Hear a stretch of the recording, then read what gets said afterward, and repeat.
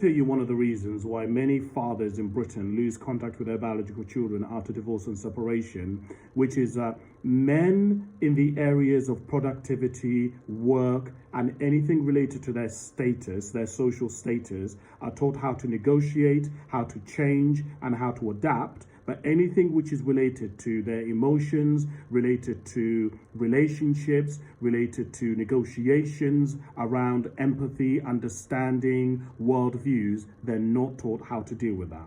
And you see this a lot. You will tend to find that many men do absolutely amazing in their workplaces. They're able to adapt. They're able to work around managers who are corrupt. They're able to understand systems. They're able to understand the hierarchies within there.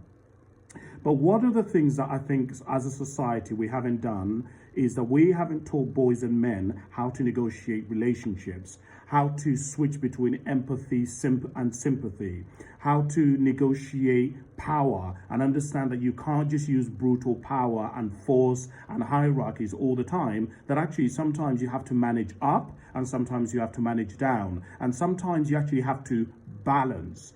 And I can tell you right now that one of the biggest reasons why so many men lose contact with their biological children is because they're not able to master the art of negotiating, master the art of balancing and seeing the world from multiple worldviews, unless they're in the workplace or unless that thing that they're having to change or adapt for is directly related to their social status and their hierarchy in terms of productivity.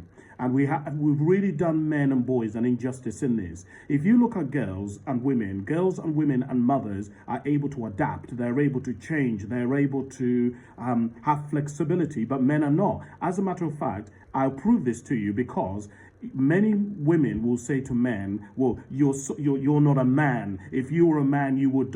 Meaning that in order to become a man, you have to earn it. It isn't something which is flexible. It isn't something which is, there's variety around. And a lot of men, anything that is considered as feminine, anything that is considered as them being submissive, anything that is considered as them not having power or control or being at the top of the hierarchy is considered as negative, and consequently, they will go away from it.